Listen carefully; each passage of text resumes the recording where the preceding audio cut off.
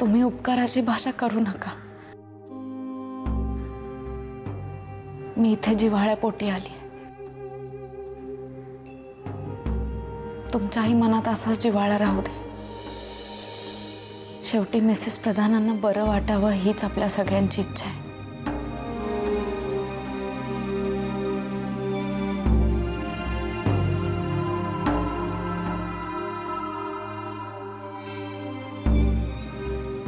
मला खरं तर उशीर होतोय थोडासा। हो, मी आलोच।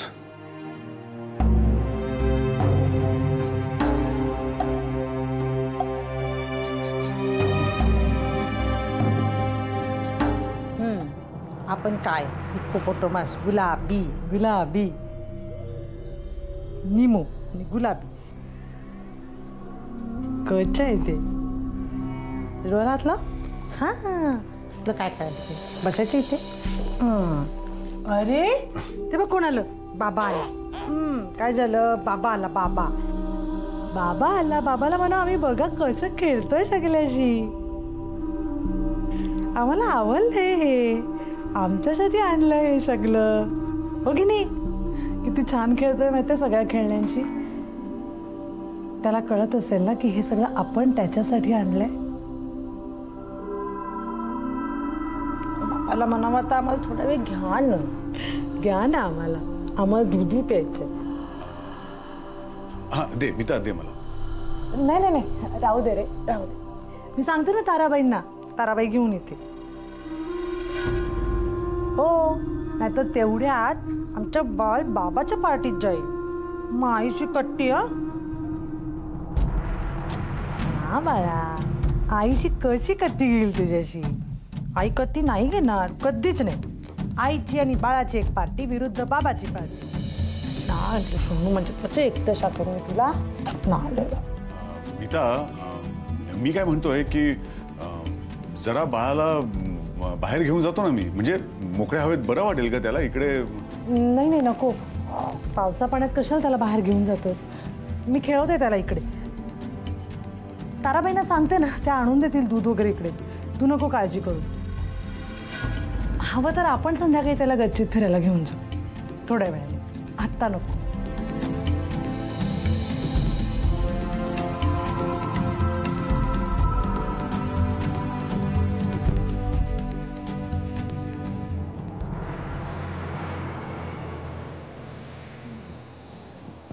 आशू, बाळ खूप गोड आहे।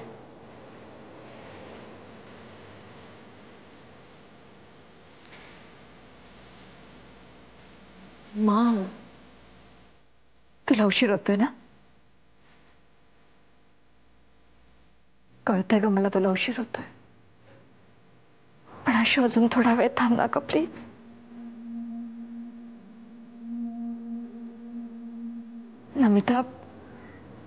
नमिता आज खूप दिवसाने माणसात आल्यासारखी वाटते।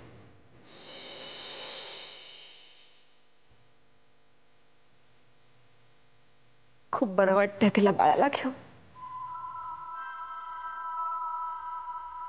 अजून थोडा वेळ थांब ना आशू प्लीज।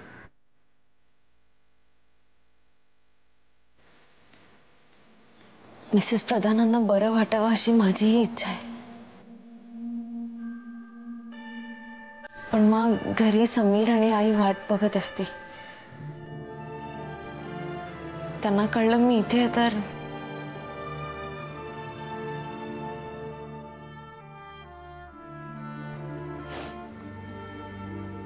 तुला थांब तरी कुठल्या तोंडाने सांगणार आहे आशू?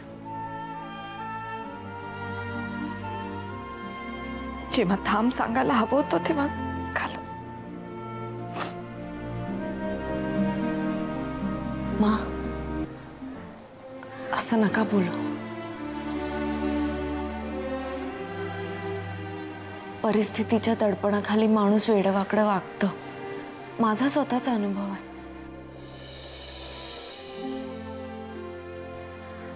तुम्ही प्लीज असं बोलू नका।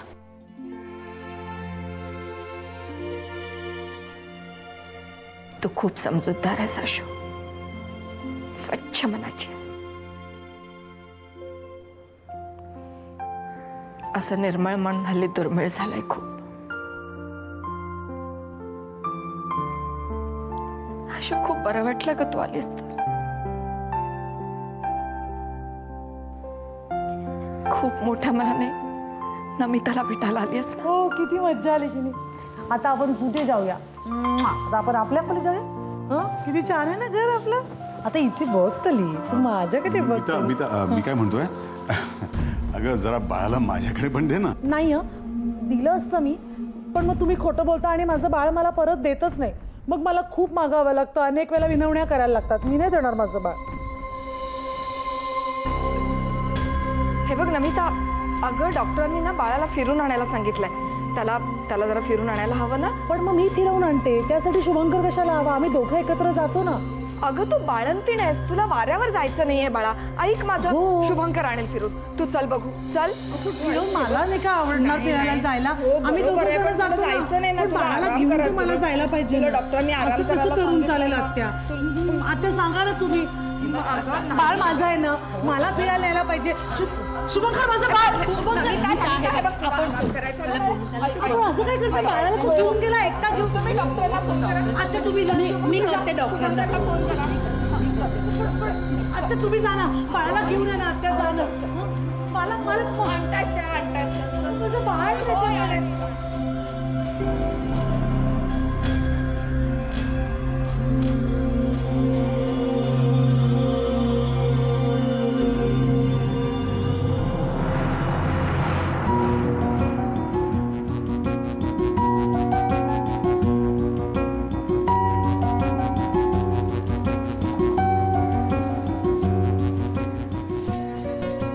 एक मिनिट.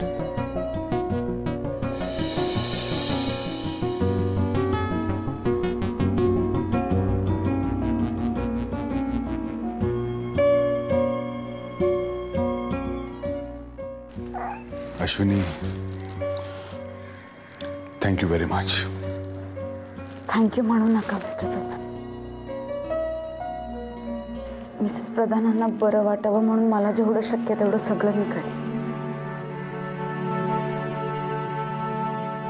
अश्विनी, माणसं छोटे छोटे अपमान सुद्धा जन्मभर लक्षात ठेवतात आणि बदला घ्यायची एकही संधी सोडत नाहीत. पण तू मात्र. मी कोणी साधू संत नाहीये. खरं सांगायचं तर मलाही मिसेस प्रधानांचा राग आला होता, पण मी नंतर शांतपणे विचार केला. मग मला त्यांची बाजू कळली. आता माझ्या मनात त्यांच्याबद्दल काही किलबिश नाही.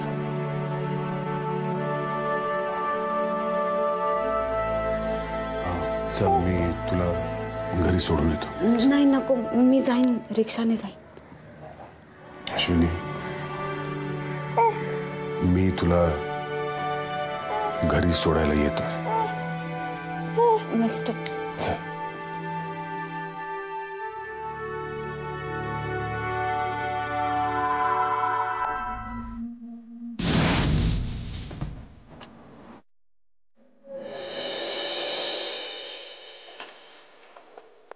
अश्विनी,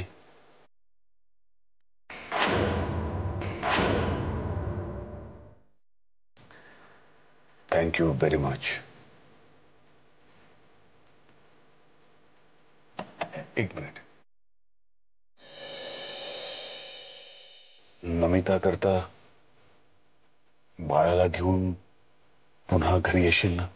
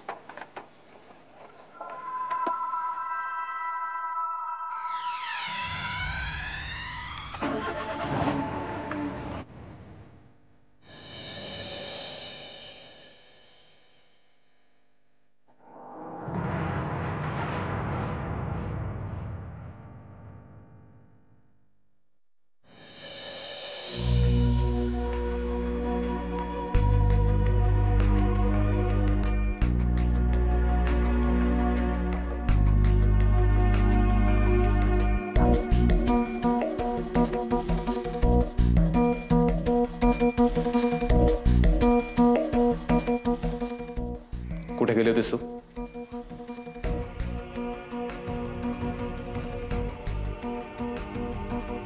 डॉक्टर मीरांकडे. सरळ सरळ खोटं बोलताना लाज नाही वाटत? त्या शुभंकरच्या गाडीतून उतरताना माझ्या डोळ्यांनी पाहिलं मी तुला. कुठे गेली होतीस?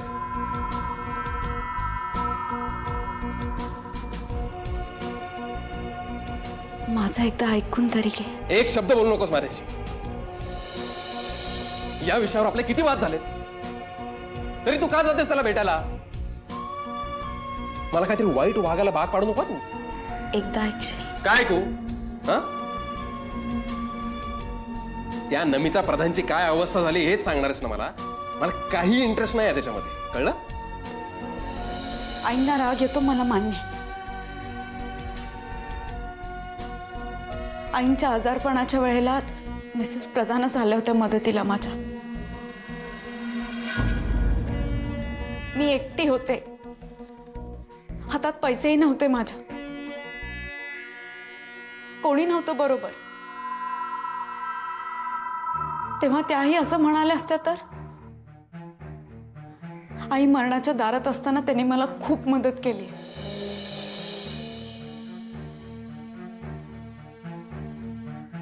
आणि दादा जेव्हा हॉस्पिटलमध्ये होता ना, तेव्हा मिस्टर प्रधानांनी जातीने लक्ष घातलं. समीर नुसता करार नव्हता तो, नुसता अनुबंध नव्हता.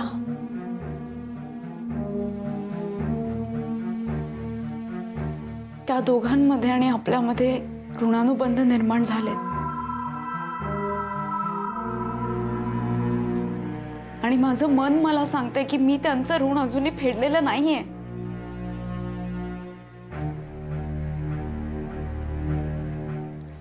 म्हणून मी मिसेस प्रधानांना भेटायला गेले होते. हे तुझ्या शब्दांचे खेळ नको आहेत मला.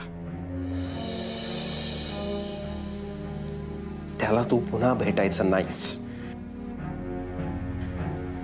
ही माझी वॉर्निंग आहे, लक्षात ठेव.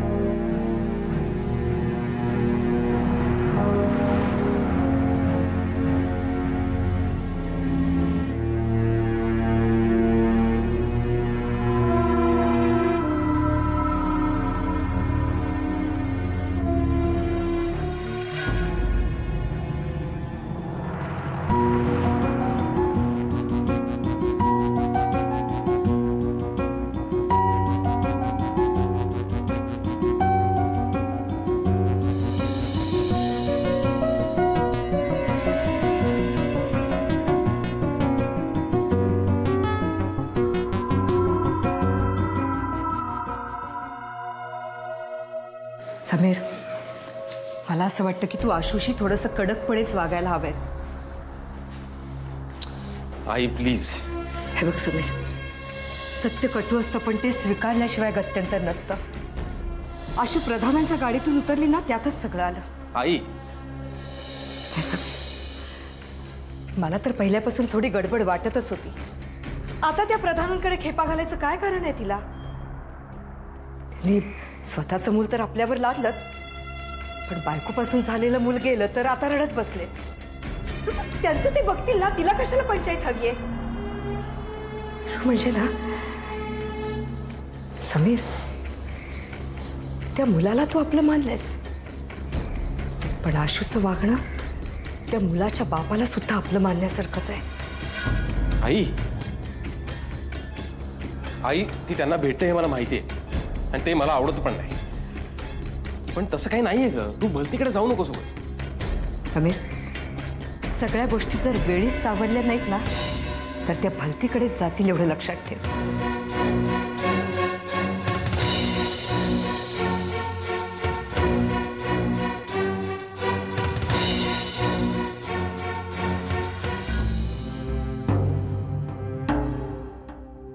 समीरला मी कसं समजावून सांगू की त्याला किंवा आईना वाटतं तसं काहीही नाहीये. हे त्यांच्या का लक्षात येत नाहीये? जशी मी त्यांच्या सुखदुःखात सामील झाले होते, तसेच तेही माझ्या सुखदुःखाचे वाटेकरी झाले होते. दादाचं ऑपरेशन असू दे किंवा मालूची शिकवणीची फी, छोट्या छोट्या गोष्टींची सुद्धा काळजी घ्यायचे. मा, मीराताई आणि मिस्टर प्रधान, आणि मनस्थिती नीट असताना मिसेस प्रधान सुद्धा खूप मायने वागल्या माझ्याशी. आणि आता मी त्यांना सावरायला मदत केली तर काय झालं?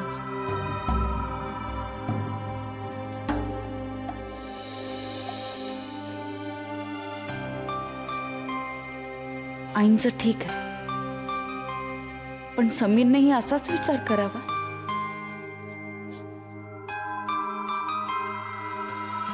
छे छे, मला नाही पटत हे. अरे याला अर्थ काय आहे? उसनं आणायचं भाड. आत्या, तू जरा शांत होती. हे बघ, अमुक एका एजंटशी बोललाय. आता थोड्या वेळात एक जोडपं येणार आहे आपल्या घरी त्यांचं बाळ घेऊन. एजंट? तुम्ही दोघं जण काय बोलताय? छे छे, या घरात आणखी काय बघावं लागणार आहे कोण जाणे. अगं आत्या, आत्या तुम्ही अजिबात घाबरू नका. त्याच्यात बेकायदेशीर असं काही नाही. खरंच सिरियलमध्ये सिनेमांमध्ये जे आर्टिस्ट काम करतात ना, त्यांचे कोऑर्डिनेटर असतात, त्यांच्या मार्फत येतात हे लोक. हे बघा आत्या, अनफॉर्च्युनेटली आपण एक नाटक करतोय ना, आणि त्या बाळाचा त्यात महत्वाचा रोल आहे, म्हणून ते त्याला घेऊन येत आहे. इरा, हे सगळं माझ्या समजुती पलीकडचं आहे बघ. वंस, तुम्ही कशाला एवढा विचार करताय मला कळत नाहीये. अमोघ म्हणतोय ना त्याच्यात बेकायदेशीर असं काही नाहीये, मग नक्की नसेल. आणि आपल्याला काय, नमिता इथून तिथून चांगली होणं जास्त महत्वाचं आहे की नाही? अमोघ, हे सगळं बेकायदेशीर वगैरे नाहीये ते ठीक आहे, पण मला एक वेगळाच प्रॉब्लेम दिसतोय. हे सगळं प्रॅक्टिकली शक्य होणार आहे का? म्हणजे बघ, एक तर रोज वेगवेगळं बाळ येणार, आणि भाड्याचं बाळ म्हणजे ते काही तासांपुरतं येणार रे. नमिताला 24 तास बाळ डोळ्यांसमोर हवंय. कसं जमणार आहे हे बघ शुभंकर, डॉक्टरांनी हा उपाय तातडीने करायला सांगितला, आणि नमिताची आत्ताची अवस्था बघता तो करावा तर लागणारच आहे ना. मग वेळ कशाला घालवायचा आणि फाटे कशाला फोडायचे? उपाय तर करून पाहूया ना. जर सक्सेसफुल झालो तर ठीक आहे, आणि नाही झालं तर दुसरा काहीतरी उपाय शोधावाच लागणार आहे. पण तोपर्यंत स्वस्थ बसून तिच्याकडे पाहत राहणं आपल्याला परवडणार आहे का शुभंकर?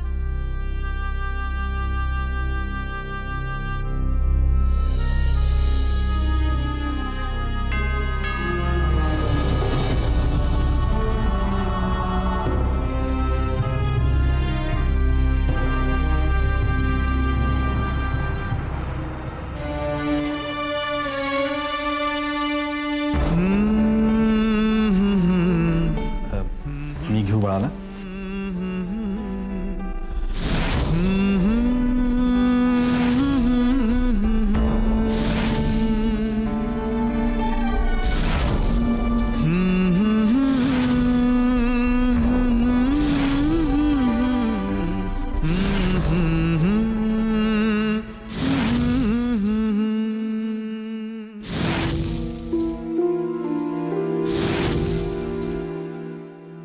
शुभंकर,